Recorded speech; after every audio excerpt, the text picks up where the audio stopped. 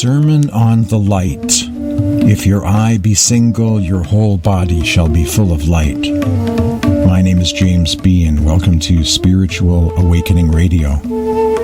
I've always wanted to give the Sermon on the Light its own podcast space online. Here it is. I begin by sharing this unique arrangement of passages on the theme of spiritual light, attributed to Jesus from all of the available sources we have. I call it the Sermon on the Light, since it really does read, and when said out loud, sounds like a spiritual discourse on the theme of light, spoken long ago in antiquity by a spiritual master to some of his students. The Sermon on the Light.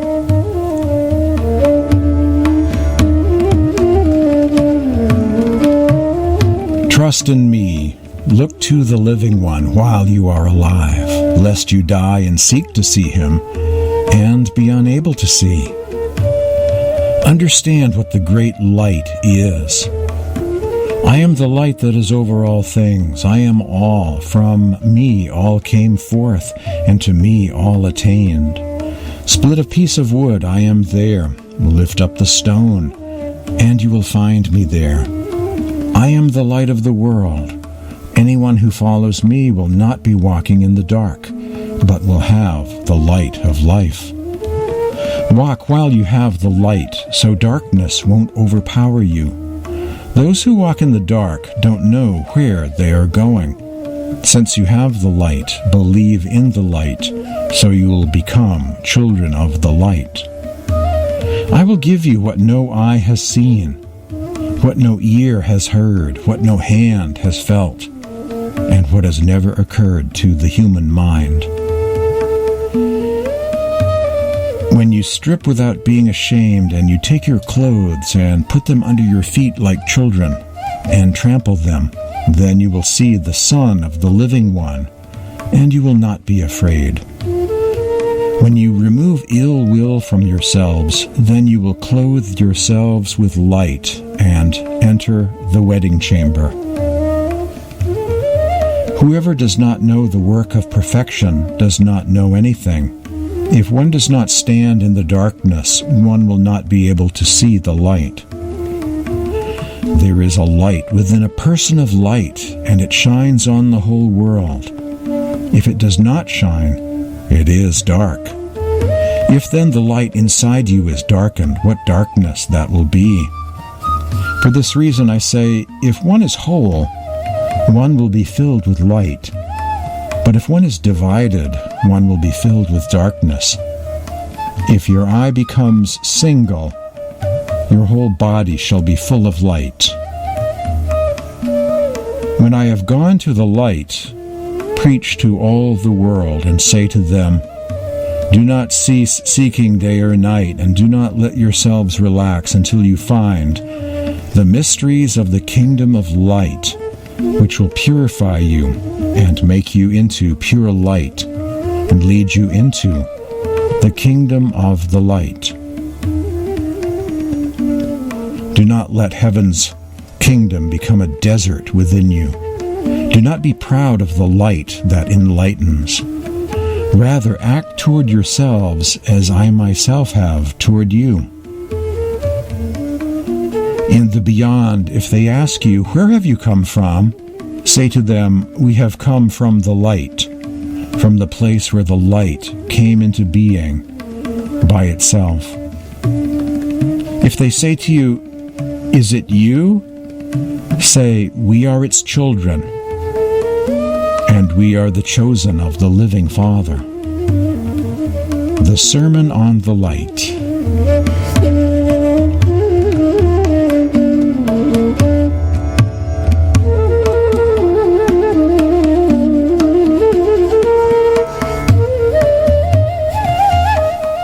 Those sayings, of course, come from the New Testament, from the Gospel of Thomas, Dialogue of the Saviour, the post-resurrection Gospel of Pistis, Sophia, the Book of Faith Wisdom, all combined together, making a spiritual discourse on the subject of light.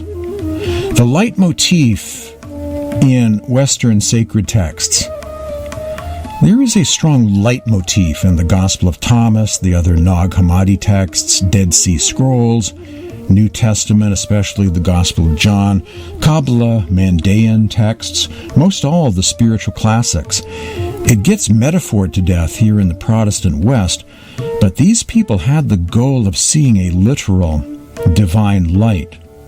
Rather than I see the light, meaning I intellectually understand some doctrine, the mystics have desired to connect themselves to the divine light during this life as a way to be attached to the light during the afterlife. Some Catholic and Orthodox mystics were light mystics, reporting that they saw visions of light. There is a passage in the New Testament that goes, "Blessed are the pure in heart, for they shall see God." The cultural filter and theological roadblocks in this part of the world transforms and deforms that into meaning something else. Like, if I'm good enough during this life or when the rapture happens in the future, I will see God after death. No light possible now, but in a future afterlife only. To Aramaic-speaking, Coptic-speaking, Greek-speaking ancients in the Middle East, however, they viewed that as meaning if one reaches a certain level of purity of heart and stillness, conditions will be right, making it possible to see God. Literally. They believed God to be bright light, like the light of many suns. In the East, this is called divinization or theosis, becoming one with God by contemplating His light. This is something we human beings can do right here, right now. The Jesus of the Gospel of Thomas has a message closer to Quakerism. As George Fox once said, "The light of God is within everyone."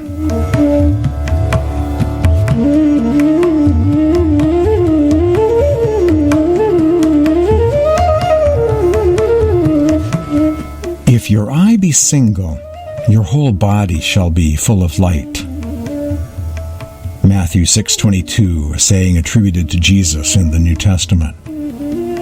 More on spiritual senses, inner seeing, inner hearing. This is from John the Solitary, his spiritual classic on the soul. John the Solitary was an Aramaic, Syriac saint from long ago. Beyond the material five senses are subtle spiritual senses, spiritual seeing, spiritual hearing. He said, since the exterior senses, by hearing, by sight, by the sense of smell and of touch, are not able to search out the innermost mysteries of the natures. These are not able to search out the innermost mysteries of the natures. On this account, God conceals within the inner chambers a nature having senses more subtle than all the bodies. Now, because of the subtleness of its stirrings, this nature searches out the hidden wisdom of the things created by the Lord of all, unquote.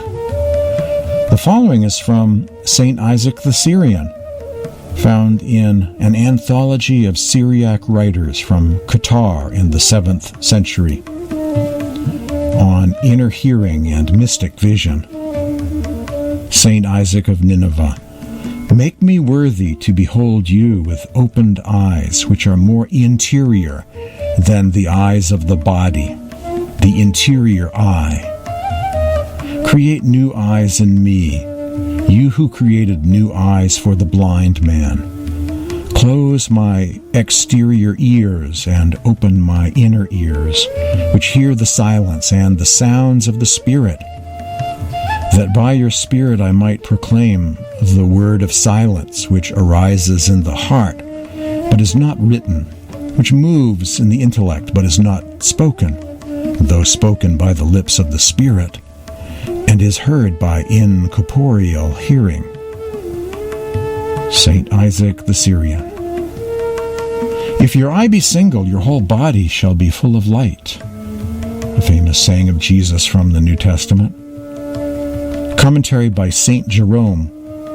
This is an illustration drawn from the senses, as the whole body is in darkness, where the eye is not single. So if the soul has lost her original brightness, every sense, or the whole part of the soul to which sensation belongs, will abide in darkness. Or as it says in the Gospel of Thomas, saying 61, "For this reason I say, if one is whole, one will be filled with light, but if one is divided, one will be filled with darkness."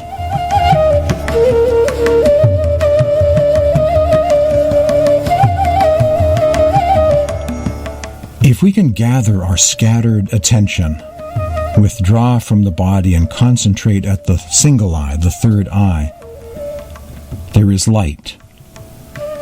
As St. Tulsi Sahib of Hathras once said, the invisible world is contained within the third eye. So say and describe all souls of inner knowledge. Behold Brahmanand within through your astral eye. When that eye is opened, everything stands revealed. The soul in the void will hear resounding peals of sound. She will uncover and know the essence of the sound current. They alone, O Tulsi, will know that perfect state, who have seen and experienced it for themselves. Hazur Baba Sawan Singh said, "In the center, behind and above the eyes, there is an aperture. On this side of it is the material world in which we are now living, and on the other side is the astral world." Kirpal Singh, "The inner light does not come and go. It is always there within. It appears only when we are attuned and concentrated, and disappears as soon as there is the slightest dispersion. The light will not vanish if you just keep your inner gaze constantly fixed." This is from St. Dadu Dayal. "Look within yourself with the inner eye. The whole expanse inside is replete with the refulgence of divine light. If your eye be single, your whole body will be full of light. For this reason I say, if one is whole, one will be filled with light. But if one is divided, one will be filled with darkness." Becoming a single one, with a single eye, a spiritually whole person, united with God, was the goal of the Thomas tradition of Syriac mysticism. When you make the two into one, then you will enter the kingdom, it says in Gospel of Thomas, saying 22. The spirit, mind, and body of the mystic solitary become united in God. Its new way of being is singleness. The word for single one, or singleness in the Syriac Aramaic language, is Ihidaya. The word is Ihidaya, and is used to describe souls that enter into spiritual oneness. According to the book Ihidaya, a study of the life of singleness in the Syrian Orient by Sebastian Brock, according to this book by Sebastian Brock of Oxford, the hermits or solitaries of the Syrian tradition eventually were called the Ihidaya. However, Ihidaya isn't merely a title, office, or a robe one puts on, but it's a matter of spiritual realization, an interior state of being, an individual experience, a level of awareness that is reached by a contemplative soul. Joseph the Visionary, Syriac mystic, quoted in the book The Syriac Fathers on Prayer and the Spiritual Life, translated from the Syriac Aramaic by Professor Sebastian Brock. Thus, as a result of recollecting all these things, the impulses of the mind are extended from the sphere of material things towards those impulses which are without limit. That is to say, wonder at the new world, and the faculty of vision which belongs to contemplation of God. For when the vision of the mind is mingled with the light, all its impulses become infinite. For none of the visionaries or Gnostics is able to distinguish the identity of the mind as a result of the vision of that glorious light that is seen. For all the innermost chambers of the heart are filled by that blessed light. Joseph the Visionary, one of the great writers, one of the great mystics of Eastern Christianity, quoted in the book The Syriac Fathers on Prayer and the Spiritual Life. Saint Symeon the New Theologian, blessed are those who have approached the divine light, who have entered it and been absorbed by it, mingled in its brightness. There is light within a person of light, and it illuminates the entire cosmos. Saying 24, Gospel of Thomas, Kabir said the light of one soul is equal to that of 16 suns. This is from Valentinus of Alexandria. When the Father, who alone is good, visits the heart, he makes it holy and fills it with light. And so a person who has such a heart is called blessed, for that person will see God. Once again, Saint Isaac the Syrian. Faith in Christ is living noetic light. The light of Jesus is noetic, or spiritual light. And blessed is the soul which is accounted worthy to see it. Man's soul shall become, when it leaveth the body, a great flood of light, so as to traverse all the regions until it comes into the kingdom of mystery. Seek all of you after the light, so that the power of your soul that is within you may find life. Do not cease seeking day or night until you find the mysteries of the kingdom of light, which will purify you, transform you into pure light, and guide you into the kingdom of the light. Once again, a passage from Pistis Sophia, the post-resurrection gospel.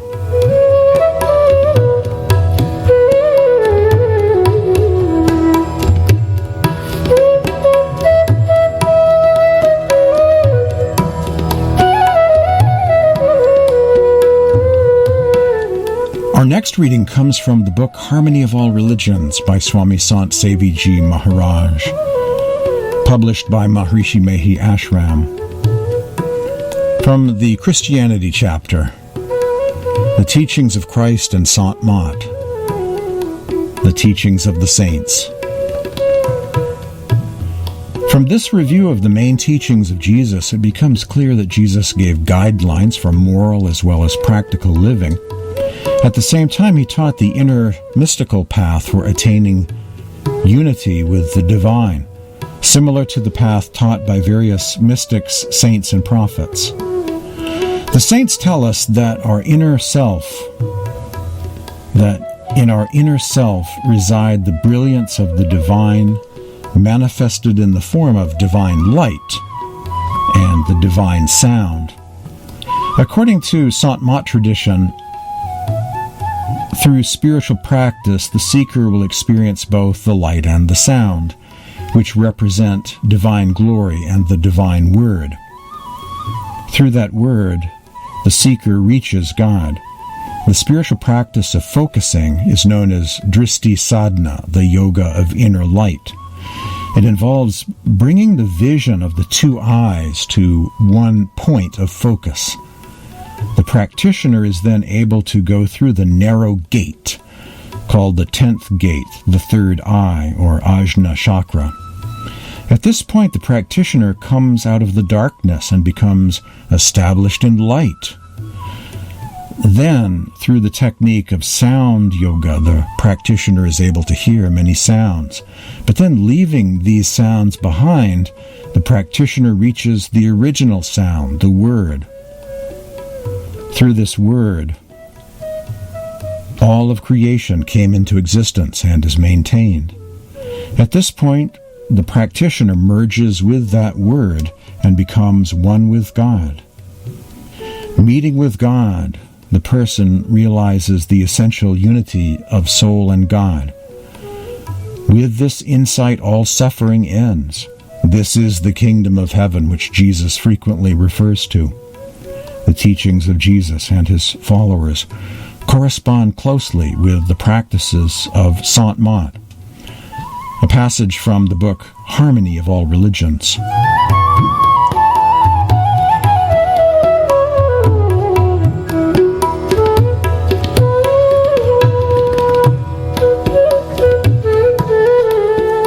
Some selections from the teachings of Sant Kirpal Singh. Everyone has got two eyes, which are open in the face. They have been working ever since birth. All through life, we have been working at the level of the two eyes. About 80% of all impressions that are received from outside come through the eyes. Those who work only at the level of the two eyes receive either good impressions or bad impressions. Good impressions will react as good actions. Bad impressions will result in bad actions. The very impressions that are embedded in our hearts will overflow. This is a very superficial life that we are living. The masters tell us that there is also another eye, called variously the third eye, the single eye, or the Shiv Netra. Unless you open that third eye, which can be opened only while in the man body, the human body, you are nowhere. It is the eye of the soul, not of the intellect, nor the outgoing faculties. We are ensouled bodies, conscious entities working through mind and outgoing faculties. That inner eye is opened when our soul, the outward expression of which is called attention, is withdrawn to the seat of the soul in the body, which is at the back of the two eyes. The attention is now working at the level of the eyes through the mind and outgoing faculties. We are identified with the body, and we have forgotten ourselves. Unless that very attention is withdrawn from outside and just extricated above the outgoing faculties, which end at the level of the eyes, we cannot know who we truly are. At the time of death, you come up to this point. Therefore it is said, those who are initiated into the mysteries of the beyond, their soul has the same experience of leaving the body and the outgoing faculties as it has at the time of death. That eye opens when the attention is withdrawn from outside and then dragged up from the level of the outgoing faculties to the seat of the soul in the body, which is at the back of the two eyes. That is the place where man leaves the body at the time of death. Kabir says, just direct your attention to the seat above the outgoing faculties. When your attention reaches that point, your inner eye opens. The inner eye is within all. Kirpal Singh from the book Morning Talks. More selections from the teachings of Kirpal Singh on the single or third eye and the interior contemplative world of inner light. True discipleship does not start until one has risen above body consciousness. He who has once been initiated by a competent master is assured once and for all his liberation from the bondage of mind and matter. It's but a question of time. The seed of spirituality sown in him is bound to sprout and fructify. The spirituality, when awakened, and the spiritual experience gained must develop, and the master power cannot rest contented until the child is reared and taken home to the house of the Father. Man has got himself so enmeshed in mind and the outgoing faculties that his release from them can only be brought about by struggle and perseverance. His plight is, in a way, similar to that of a bird that has been kept in a cage for so many years.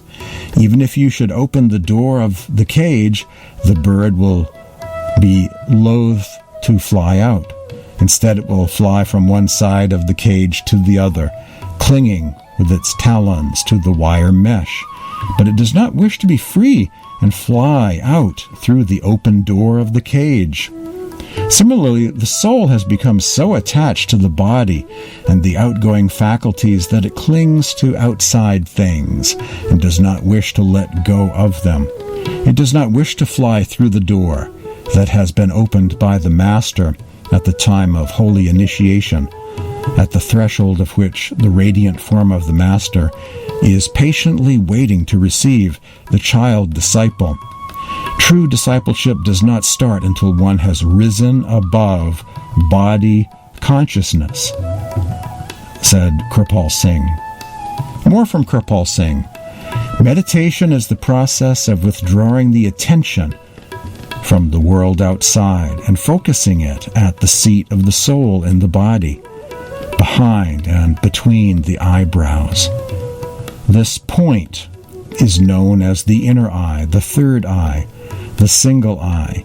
In order to withdraw our attention and focus it on this point, mind must be controlled and stilled. Mind must be controlled and stilled. Sit in one pose and move not your head, limbs, or eyes. Sit straight but relaxed with no tension in the body below.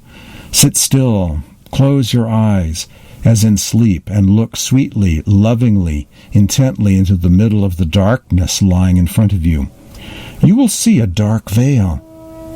That which sees the dark veil within, without the help of your physical eyes, is the inner eye, said Master Kirpal Singh, identifying how you connect with your own third eye from the vantage point of someone sitting with eyes closed, gazing into the darkness during contemplative meditation practice. That's how you find your third eye, that which sees the dark veil within, without the help of your physical eyes, is the inner eye, said Sant Kirpal Singh. The Sermon on the Light. If your eye be single, your whole body shall be full of light. Today on Spiritual Awakening Radio. My name is James Bean. Thanks for joining me. A couple of verses to take us out. This first one comes from John of Dalyatha, another Syriac mystic of Eastern Christianity, from that part of the world, part of the school of St. Thomas. Look at God within yourself, how God is light. For his nature is a glorious, many-splendored light. He manifests the light of his nature to those who love him in all the worlds. And finally, from Swamiji Maharaj, from his esoteric instructions, found in the Sarbachan Radhasoami poetry. When your eye turns inwards in the brain and you see the heavenly firmament within, and your spirit leaves the body and rises upwards, you will see the Akash, in which is located the 1,000 petals of the lotus, which perform various functions pertaining to the three worlds. Its effulgence will exhilarate your spirit